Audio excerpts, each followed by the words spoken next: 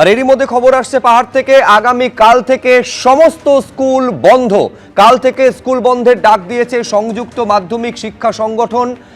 গত 25 বছর ধরে পাহাড়ি এলাকায় শিক্ষক নিয়োগের কোনো নিয়ম ছিল না।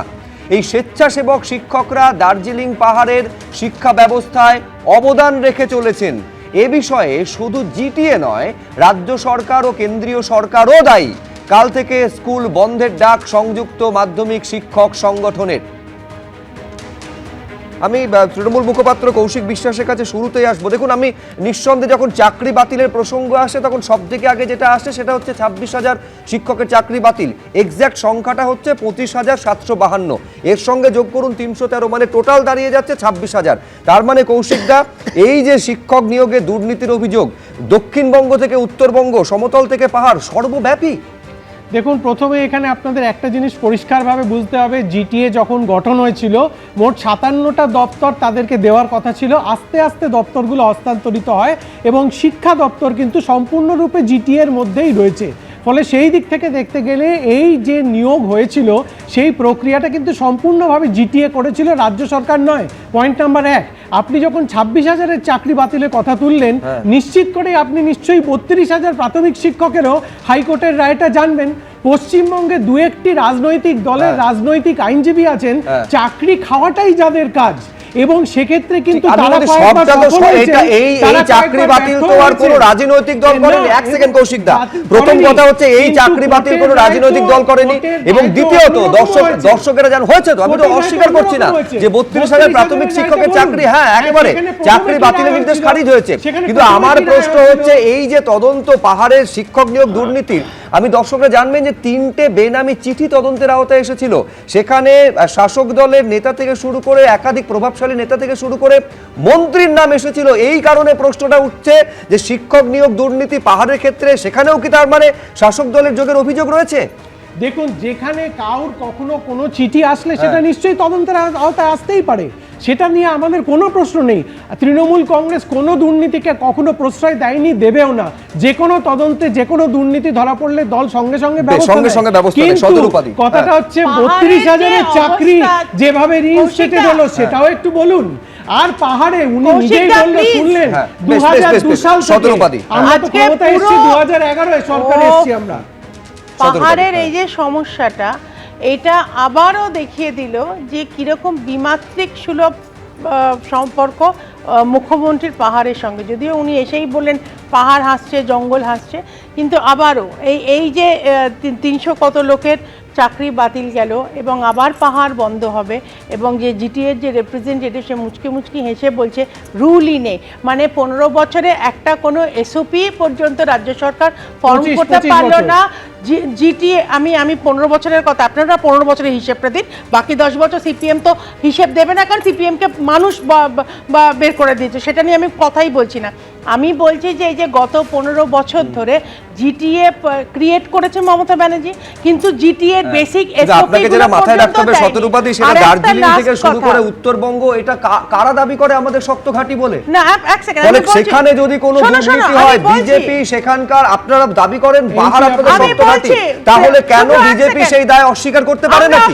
এই তো যে পাহাড়ে ডাক দেওয়া হয়েছে স্কুল বন্ধ রাখা, তাহলে কি বক্তব্য? রাজ্য কেন্দ্র উভয় পক্ষই দায়ী। শুভ্র, আমি বলছি সেন্টারের তরফ থেকে ভেরি রিসেন্টলি, তোমার মনে থাকবে, প্রাইম মিনিস্টারের অফিস থেকে একজন রিপ্রেজেন্টেটিভ পাঠানো হয়েছিল আবার একটু টক্স ইনিশিয়েট করবার জন্য, যে জিটিএ, সেন্ট্রাল গভর্নমেন্ট এবং রাজ্য সরকার তিনটে ট্রাইপার্টাইট একটা কথা বলতে। সেখানে মুখ্যমন্ত্রীর বক্তব্য কি ছিল? যে রাজ্যকে অন্ধকারে রেখে করা হয়েছে। না, রাজ্যকে অন্ধকারে রেখে করা হয়েছে। বিজেপি পশ্চিমবঙ্গকে ভাঙতে চাইছে, যেটা আমরা হতে দেব না। থামুন, আজকে যতবার কেন্দ্রীয় সরকার চেষ্টা করেছে যে জিটিএর সঙ্গে কথা বলার, এগুলো মিথ্যে কথা, গলাবাজি করে ভাঙার চেষ্টা করেছে, পশ্চিমবঙ্গকে ভাঙার চেষ্টা করেছে, যেটা আমরা রুখে দাঁড়িয়েছি। আমরা সেটা মানব না, আমরা সেটা আমাদের সঙ্গে আলোচনা না করে ইন্টারলকুটার আমরা মানব না। পশ্চিমবঙ্গকে আমরা বিভাজিত হতে দেব বেশ না। বেশ আমি শুধু এইখানে যেহেতু চিঠির কথা বলছেন, আমি শুধু দর্শকদের মনে করিয়ে দেব যে কেন্দ্র একজন প্রশাসক মার্জনা করবেন, একটা মধ্যস্থতাকারী নিয়োগের কথা বলা হয়েছিল।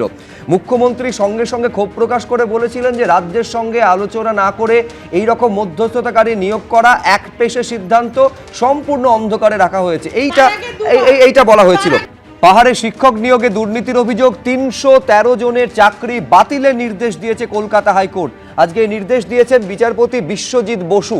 সিআইডি তদন্ত চলবে পাহাড়ে শিক্ষক নিয়োগ দুর্নীতি মামলায়, এই নির্দেশ এসেছে হাইকোর্টের তরফে। মূল মামলা কি ছিল, অভিযোগ কি ছিল এবং কেন কলকাতা হাইকোর্ট 300-রও বেশি শিক্ষকের চাকরি বাতিলের নির্দেশ দিল, পুরোটা জানবো। সৌভিক মজুমদার আমাদের প্রতিনিধি রয়েছেন। সৌভিক, দেখো, মূলত মাননীয় বিচারপতি বিশ্বজিৎ বসু তিনি এর আগেও একাধিক শুনানিতে তিনি তার বক্তব্য রেখেছেন এবং তিনি তার দৃষ্টিভঙ্গি স্পষ্ট করেছেন এবং তিনি স্পষ্টত বোঝাতে চেয়েছেন যে এই যে শিক্ষক নিয়োগ ছিল সেই শিক্ষক নিয়োগের ক্ষেত্রে দুর্নীতি হয়েছে বা নিয়ম মানা হয়নি, এ বিষয়ে তিনি তার স্পষ্ট মতামত রেখেছিলেন। এবং তিনি এই মামলার যখন শুনানি হয় সেই সময় এটাও স্পষ্ট করেছিলেন যে এদেরকে বেতন দিয়ে রাজ্য সরকার কেন এদের বোঝা বয়ে বেড়াবে সেই প্রশ্নও তিনি রেখেছিলেন এবং তার পাশাপাশি তিনি এই পরামর্শ বা এই প্রস্তাবও রাজ্য সরকারকে দিয়েছিলেন যে অবিলম্বে এদের বেতন বন্ধ করা উচিত। একেবারে প্রাথমিক পর্যায়ে যখন এই মামলা কলকাতা হাইকোর্টে আসে সেই সময় অভিযোগ উঠেছিল যে পাহাড়ে যে এই যে শিক্ষক নিয়োগ হয়েছে সেই নিয়োগে অবৈধভাবে প্রায় 700 জন শিক্ষকের নিয়োগ হয়েছে। পরে সেই সংখ্যাটা নেমে 313-তে দাঁড়ায়, কিন্তু তারপরে দেখা যায় যে মামলা যখন কলকাতা হাইকোর্টে হয় সেই মামলার সময় একটা প্রাথমিক পর্যায়ে কলকাতা হাইকোর্টের মাননীয় বিচারপতি বিশ্বজিৎ বসু তিনি সিবিআইকে প্রাথমিক অনুসন্ধানের জন্য নির্দেশ দেন এবং ডিভিশন বেঞ্চেও সেই নির্দেশ বহাল থাকে।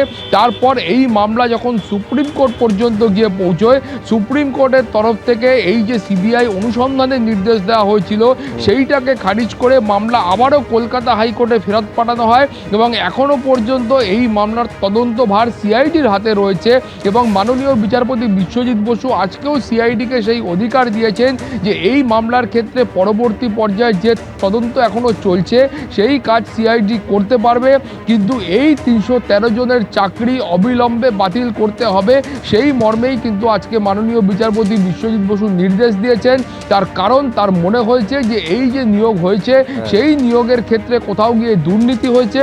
যদিও তোমাকে একই সঙ্গে বলবো যে সরকারের তরফে যুক্তি ছিল যে হতে পারে এই নিয়মের ক্ষেত্রে সেই সম্ভাবনা আছে যে কোথাও গিয়ে হয়তো নিয়ম মানা হয়নি বা কোথাও গিয়ে হয়তো একটা বেনিয়ম হয়েছে, কিন্তু এই নিয়োগের সঙ্গে কোথাও গিয়ে দুর্নীতি হয়েছে সেটা মানার জন্য রাজ্য সরকার কিন্তু প্রস্তুত নয়। এবং তারা যখন এই মামলার সওয়াল জবাব বা বিচার পর্ব সংগঠিত হয় সেই সময় তারা একাধিকবার এই বক্তব্য পেশ করেছেন। ফলে তারা বলেছিলেন যে এটা বেনিয়ম হতে পারে কিন্তু দুর্নীতি কোনোভাবেই নয়। কিন্তু তার প্রেক্ষিতে আমরা দেখলাম যে জিটিএর যে নিয়ন্ত্রণাধীন এলাকা রয়েছে সেই এলাকায় যে 313 জন শিক্ষককে নিয়োগ করা হয়েছিল সেই নিয়োগকে আজকে কলকাতা হাইকোর্ট বাতিল করেছে। বেশ সৌভিক, আপাতত তোমাকে ধন্যবাদ। আমি একেবারে দর্শকদের সামনে রাখবো যে এই নির্দেশ সামনে আসার পর জিটি এর তরফে কি বলা হচ্ছে। জিটি এর মুখ্য জনসংযোগ আধিকারিক তিনি কি বলছেন দেখো। জিটিএতে 2002 এর পর থেকে কোনো রিক্রুটমেন্ট রুলই নেই, আর যদি রুল না থাকে তাহলে রিক্রুটমেন্ট রুলের নিয়ম মানে অনিয়ম করা সেরকম কোনো প্রশ্নই ওঠে না। নিয়ম ভাঙার তো প্রশ্নই উঠছে না যতক্ষণ অবধি নিয়ম থাকছে না। তো এই বোর্ডটা আসার পরে আমরা চেষ্টা করেছি অন্তত রিজিওনাল এসএসসি যেন আমরা ইমপ্লিমেন্ট করতে পারি। আমরা সেই জায়গায় মানে রয়েছি, কাজ করছি। জিটিএতে শিক্ষা ব্যবস্থাকে কিভাবে উন্নত করা যায় সেটা আমাদের চেষ্টা বরাবরই চলে যাচ্ছে। তো এই যে মাঝখানে যে পিরিয়ডটা ছিল 2002 থেকে এই অবধি পিরিয়ড, যতক্ষণ অবধি রিজিওনাল এসএসসি ইমপ্লিমেন্ট হচ্ছে না সেই পিরিয়ডে যেহেতু এডুকেশন ফান্ডামেন্টাল রাইটস এডুকেশনটাকে আমাদেরকে তো চালিয়ে যেতে হবে, সেই মানে প্রক্রিয়াটাকে চালু করা হয়েছিল। তো সেই জায়গাতে আমি মনে করি না এই পার্টিকুলার রায় খুব একটা বড় কোনো গুরুত্বপূর্ণ থাকবে আমাদের পক্ষে। So will definitely approach higher authorities আর হায়ার কোর্টগুলোতে আমাদের আবেদন থাকবে। এবিপি আনন্দ, এগিয়ে থাকে, এগিয়ে রাখে।